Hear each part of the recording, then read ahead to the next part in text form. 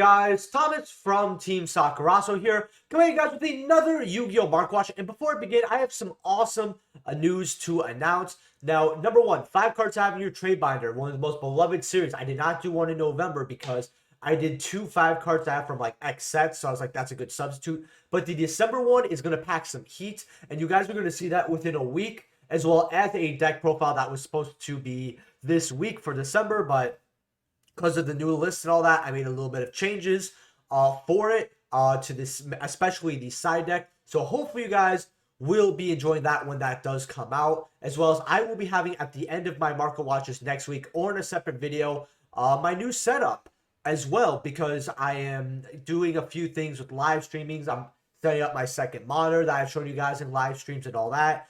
As well as hopefully after that I can put a good start on the gaming channel, because I want to do one video on that. If you guys don't know, it's called Team Neptunia. It's the featured channel. We have like 67 subscribers or something like that, so go ahead and throw me a subscribe over there if you want to see me game. As well as there will be a tier list for all the 2022 Yu-Gi-Oh product, including OTS, every core set, structure decks, you name it, and I'm going to give you guys my thoughts on it and all that, and hopefully you guys will look forward to it. Now, if you guys enjoy these market watches, can we hit 100 likes on this video for the first market watch in December, as well as subscribe if you have not already. I think we're like 55 subs off of 3,500, and I got something better than OTS. OTS 18 was going to be great, and we still are. I'm probably still going to get a box set for a later date, but I got something you guys are going to love to see. Like, every pack is going to be mouthwatering. You guys are going to love it, so make sure that you subscribe. Usually I hunt you guys down, but like, you know, it's December, everybody's on holiday break and all that, so you have 2-3 weeks, okay? But you know, January 2nd, 3rd, you know, if you're not subscribed, I'm coming for you, okay? Because next year's goal is going to be pretty awesome and pretty large, so you know, I'm gonna put extra effort into that. If you're buying any cards off TCG Player, please use my phone link down in the description below. Helps out the channel to no additional cost to you, and it really does help the channel going. It really, really does, as well as being a YouTube channel member. Thank you to all my YouTube channel members as well. We're going to get right into it. So, Red Eyes Dark Dragoon, Starlight Rare from Brothers of Legends. $215 for this card. Now, a lot of collectors paid $300 something for this card, and this card is because of the Verte ban. It's not seeing any competitive play at all. Will that change eventually in the future? Well, if there's a consistent way to get this card out, possibly. But $215 is way too cheap for this Starlight Rare. Granted, Brothers of Legends, every second case you get a Starlight Rare, either it is the number 17, which if that is your Starlight Rare, unfortunate for you, I don't even know if that pays for the box at this point. Or this card at $215. Very, very good card to hold on to in the future. I could see this easily clearing 1K, because Red Eyes Dark Dragoon is a collector card, and if there's any other way to get this out consistently, you can bet your ass it's going to go up to the moon. Now, we also have the Ultra Rares from the Mega Pack 2020. This is the original Ultra print over here. These are about $13, going up to about, you know, well, let's go verified here. You go verified, that cuts it down by 27%. Isn't it nice that we had 100 listings and that could be a clean percent? I know, it's great. You have a Korean graded 9. That's, honestly, I understand that someone might not. Usually I don't tell you guys to go for the Korean cards here, but I mean, it's a graded 9 Korean card. I mean, that's cool. That is cool. I mean, to keep it a buck with you, but these go up to 14s over here, going all the way up to $20 for original prints. So if you want to get your Dragoon on, you don't want to get the Starlight Rare, getting an original print won't be too bad, because if you do ever get tired of waiting for this card to go up, it'll probably, at least at the minimum, make your money back in a few extra dollars. So, Blazing Cartesia, the Virtuous, probably my favorite looking Starlight Rare from the 3 Virtuous Starlights that we have. It has not made the splash that the other ones have, but that's just because we haven't got all the other Fallen of Alabas cards and all the fusions, because this card will be listed on one of those fusions most likely, or gain some additional effect off that. It's already an extender, so I've seen builds already play it just because of that, since if you control Fallen of Alabas or it's in your graveyard, which Fallen of Alabas is 99.9% of the time going to be in your graveyard, you just special it for free, right? And the quick effect fusion is nice, since it could activate on your opponent's turn as a disruption, which another disruption to the branded engine. Very, very good here. But right now, this card, $208, going up to about $220. Now, this Starlight Rare, the reason why I think it's not that much money, besides the reason that we don't have the rest of the Albaz cards, is because with the first two Virtuous cards, which was Ecclesia, that was using the Dogmatica package, as well as the second Virtuous was used in Sword Soul, right? And they were used quite heavily, and they were the go-to Starlights for each of their sets. Besides for Rise of Duels, Talents, I think, overcame Ecclesia, but a lot of people were more so looking for Ecclesia just because you only needed one or two, right, in order to play it, as well as people wanted it for their collections. What are you going to really do with one Starlight Talent? You know, you're not going to be able to play it. You can PSA it, sure, but that's about it. Meanwhile, with Blazing Cartesia, people kind of learned, hey, these cards were a little hyped up. There were a lot of money and all that. Maybe maybe I'll wait. Oh, it's not as good as the other one, so I'm going to wait. And that's, I think, why this card's kind of been dipping. At $208, it's not that bad. With Original Secrets here being about, I'd say about $13.50 here, not too bad, kind of going up to $15. Now, this card could go up in the future. Would I invest into it? I would probably just have a play set. I mean, it's not like this card is going to get reprinted for quite a bit. Now, the reason why I love this card's artwork is because it kind of reminds me of like a Gothic Lolita. And the other two kind of look very similar, while this one looks distinguishable from any other card in the lore, at least in my opinion here. And I just absolutely love the artwork here. Spellbound from Darkwing Blast here. All face-up monsters your opponent currently controls cannot be tributed or used as a fusion, synchro, XYZ, or link summon until the end of this turn. So this is just a cool little interruption where you could set it. You activate during your opponent's turn, especially if they're, the cards on their field are filled up. And they can't really do too much after that. I mean, depending on where you interrupt them. Now, the reason why this card I don't think popped off, and I told people this was going to go down, but this is a card that takes quite a bit of skill in the game because this is better. Like I'm telling you guys this right now. This card will be bought out because pros are going to play it, and other people are going to play it and be like, wait, this card wasn't as great as I thought it was. And the reason why they're going to come to that conclusion is because they're not going to understand when to use this card. A pro player is going to knows quite a few decks, especially everything that's meta relevant, has been meta relevant, all that. They can look at a card like Spellbound and be like, okay, when Tribrigade, for example, are exactly at this moment, you activate Spellbound, they can't do anything. That's an example, right? Your typical Yu-Gi-Oh player, he's probably going to shotgun this when he sees two monsters on board. And that could work. That could work, believe it or not. But it all just depends here. Now, $7 here for your Spellbounds, that's pretty cheap, honestly. If you guys are looking to get your Spellbounds right now, I mean, $7, it could go lower. I mean, people say it was going to go lower than 10. I said, you know, it could, honestly. And right now we're seeing a good $6.50, $7 mark. If you want this card and you've been waiting for a while, I would just go ahead and grab it. I mean, you're getting it for way cheaper than when it was like 20-something dollars. You're spending less than that on a playset. So you made the good call by waiting. Sarovis, the Ancient Innocent from Dual Overload. These are about $1.74, $2 here. This was a good penny stock back then. Now, what this card does is when your opponent activates a card or effect that targets a monster you control, as a quick effect, you can discard this card, negate the activation, and that's it. You don't negate and destroy, you just negate the activation. So that's like sadly the one thing that kind of sucks. If this was a negate and destroy, I think it'd be more popular as a hand trap. Now, what this card does is if you're able to special it on board with some type of like, I believe that some people actually play with this on Necros in the incantation stuff. Maybe that was just me. But your opponent special summons a monster, you quick effect, you return this card to the hand, you negate the special summon, and if you do, banish that monsters, right? So if this card is not bad, but if they're activating something like Branded Fusion, because I believe this card works similar to Solemn Judgment, or not Solemn Judgment, but I guess Solemn Strike here, where I'm not too sure if you could Solemn Strike the Shaddoll Fusion, or a Branded Fusion. I kind of think that the same thing is with Savaris. So this it's kind of weird. It's always like a word off of being good. It's not bad, mind you. Now, first editions here, these were always like around $6, $7. Now they're like 8s for lightly played.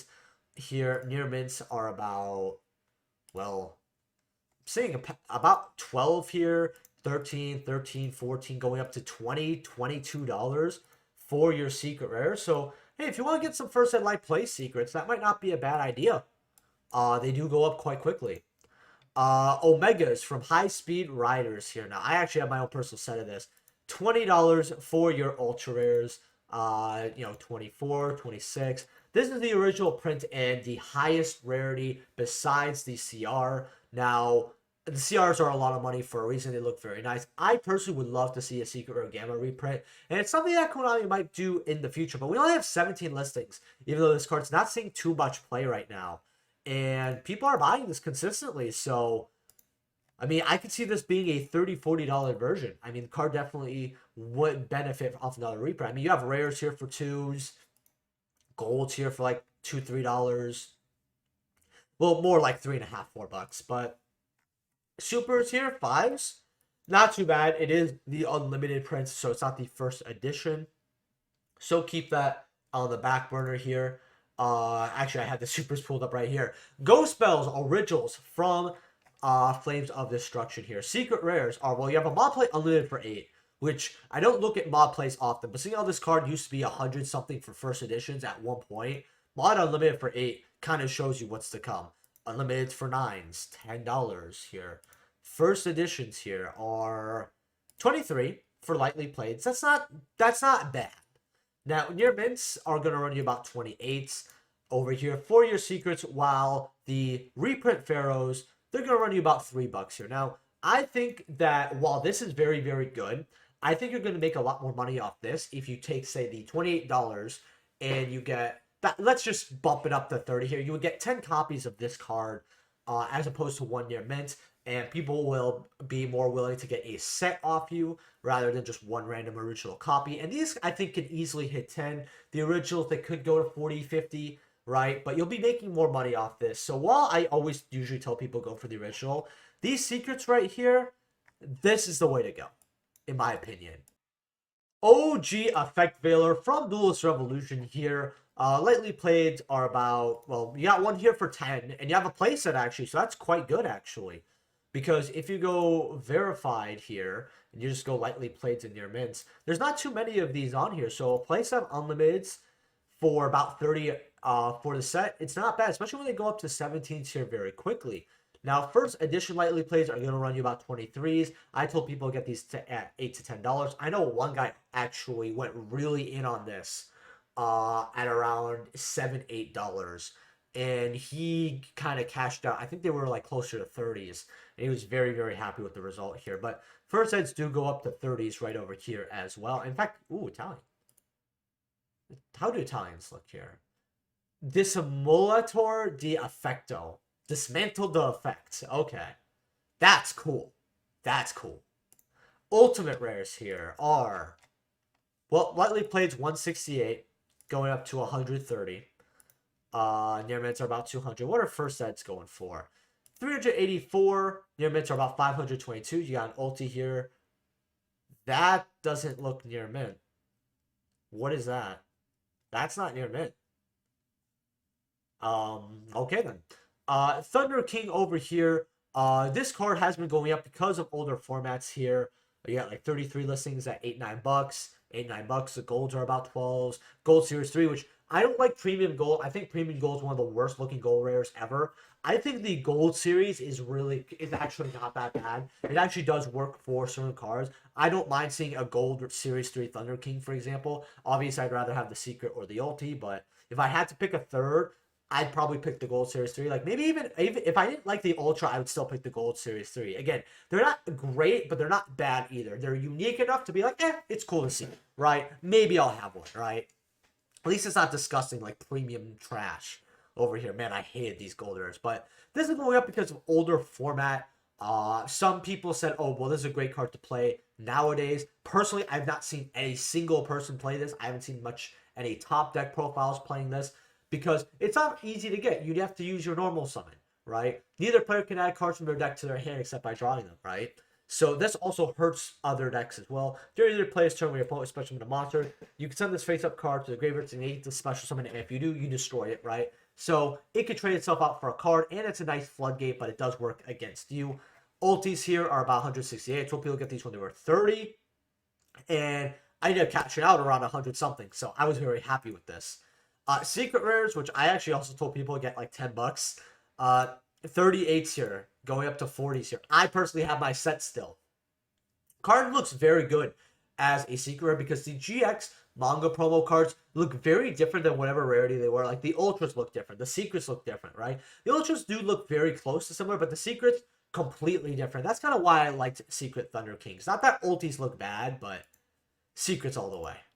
Artifact Sanctum here. Secrets, $8 for Bowser's Revenge. Armageddon, $6-7 here. Mega packs are basically $14 here. And then the original Primal Origin, $8 here. First edition for about 8 here. I actually picked up a Primal Origin box for quite cheap recently. Completely sealed, way less than what it's going for. $8 all the way up to 15 here, and I'm very happy about that because that could be a future opening if I feel like it. It would feel very good because if you guys don't know in Primal Origin, in fact, we'll go over one more card Primal Origin here. Let's see, where is she? Where is she? You guys know who I'm going for. Madolche Android. This card I remember when I got like 6 boxes, and I didn't have money for 6 boxes when I was a kid, but I would like constantly sell stuff because I want to get Madolche Angeles because these were 40 to 60 on release, and because Madolche were considered tier 1 for a whole week and a half. What a week and a half that was. And this card really helped the deck because you had an awesome combo where you would get a Tiramisu and Levier on board with like a Chateau, and sometimes you would get Ticket on board cards that are still good to this day. I know that there's a lot of new builds running around because of the Ishizu Herald of Orange Light, which I always thought Herald of Orange Light wasn't too bad in Madolche. It just depends on where, because, you know, it outs D-Shifter if you need it to, and it's another interruption as well. But, you know, the build of Madolche's is very different now, and that's good and a bad thing. But $8 here for Ultras, not too bad. I never actually pulled this card from Primal Origin, so if I ever did a video, the goal is not to make money. The goal is to make one of our 2 Ultras, Madolche Angelique. Ghost Rare, I don't care. The Ghost Rare of this set's probably one of the worst Ghost Rares that ever come out in history. Artifact Scythe from Primal Origin. Now, this is the Sneak Peek Ultra Rare. These are about $1 here. I told people, if you're ever going to get a Scythe, even right now, do not get any other random reprint. Get these Ultra Rares. They're highest rarity. They're very hard to get these and to find these out in the open. $2 for a copy. I mean, and these look very clean. I will grab these. Omens over here. Secret rares are about, well, let's go verified here. Verified near mint, $7 going up to $10. So you got a cheap one here at 7, and then, you know, $7.50 here. So if you want Tribrigade, I get this cheap secret copy. Fractales OGs. We're going to go verified near mint on these because these are actually running quite low. 3s going up to 4s here. Yeah, about $4 here on the next page. I mean, these will eventually go up to like 8s. They don't really hit anything in between here too badly, but these are the original copies, so these all will always hold some value. People are interested in Tribrigade, especially with Sprite Elf. That really kind of helped put the deck at least a little closer on the map. Baron Blossom, just a great generic card in general. Secret rares are $2 here. Not bad for this card. Mad Lobster here. One of the weirdest looking cards. I mean, it's just a lobster, but then its face kind of just looks like something from like a B horror movie. And then like the background just has all these this like aqua snowy mountain detail. Like this card always just looks so funny and weird to me. And someone wanted me to go over it. And I was like, you know what? I kind of like going over gags. Well, a gourmet food renowned by the Dark World upper crust. It has sensational flavor. And sensational stats for a level 3 as well. I mean, 1,700 and 1,000. Imagine if it had an effect where when this card summoned you special water from your hand or something. That'd be kind of cute. But, you know, it's just a lobster. 50 cents here. 70 cents. I mean, yo, you guys, big wall here for the investment. Do not buy this card. Ulti Book of Moons here.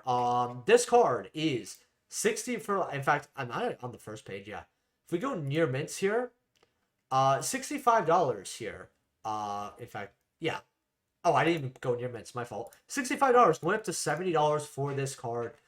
It's really weird to me how this card has not hit 100 plus yet, and it's only trickling down, because whenever I have spare Book of Moons, either I put them in a trade binder, I put them up for sale. They either sell very quickly or people take interest and want to trade for them very quickly. This is a card that a lot of players, they see it, they want it, right? And because of that, I can't really understand why this card, if anything, just goes down. I mean, since September, 80s, going to like 65s here. If we look at sales here, I mean, it's not bad for an ulti here. I mean, let's look at November here. Okay, so we got 1, 2, 3, 4, 6, 8, 11, 12, 14, 15, 16, 18, 20, 24, 27 here. So people are buying these, right? Someone bought a mod play. That's kind of odd, but okay. But this is selling. As you see over here, people are buying quantities here. Even in October, people are buying them as well. So I don't really fathom why this card is exactly going down, but this is still a good card to invest in the long run. I don't regret investing into this at all. I just, once in a while, some things are so obvious and they just fall, right? Change of Heart from Legendary Collection 3. By the way, I want to say thank you very quickly in the middle of this video to all my YouTube channel members. I know I said that in the beginning of the video, and I also want to say thank you to those who use my affiliate link. Because, for the holidays and how things have gone in the economy, it gets hard, right? And it's nice to get a little extra money, not just for the holidays, but I was able to get this second monitor. And, even when I'm not using it for recording, when I want to play a game with my friends, I have a second monitor, and I look at it and I'm like, man, I got this not only for the channel, but my channel members provided, people use my affiliate code provided, because I do put a lot of money into the channel when it comes to getting certain sealed, this and that. So I also want to kind of tell people that it's going to a good place on the channel, getting OTS packs, all of that jazz. So hopefully you guys do feel appreciated, because if anyone that's a YouTube channel member didn't feel appreciated, or anyone even just commenting and liking on the video, I would want to change that. So I want to thank you guys a lot. Speaking of heart, change of heart. Target one monster of your opponent controls, take control of it until the end phase. Now, I like this secret rare more than running any other bullshit. They really missed a golden opportunity to make this an ulti. This should have been an ulti. I will stand by it. I mean, this should have been an ulti. And I just love how this card looks like, just the artwork and everything. It's gorgeous, right? It's probably one of my favorite OG cards along with Time Wizard. My picks for old DM era are very odd, but Change of Heart up there, Time Wizard. Oh, I love Time Wizard. First set secrets are 36, near mints are 38s. Very good for Change of Heart here. Pop Prosperity from the 2022 tins, $38 for this card. OGs now. These are about $43, $44. I am so completely shocked that this card is not at least 50, right? People, when it came to these new secrets, fell head over heels for the 2022 secrets, because they impacted the originals way more than anyone thought, and they are closer than usual. Now, with Ash Blossom, that's not exactly it, because Ash Blossom secret rares here, $10, extremely cheap for your ashes. Then if you go to view all versions here, like Maximum Crisis here. Now, lightly played are about 24s here.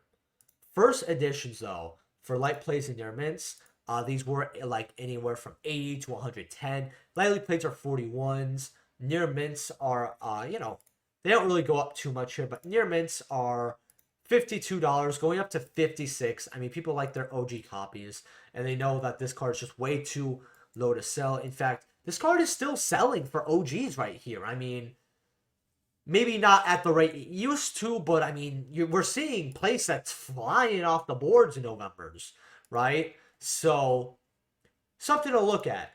Diviners, this card was like 12, 13, 14 bucks. Sevens now. Very, very cheap card.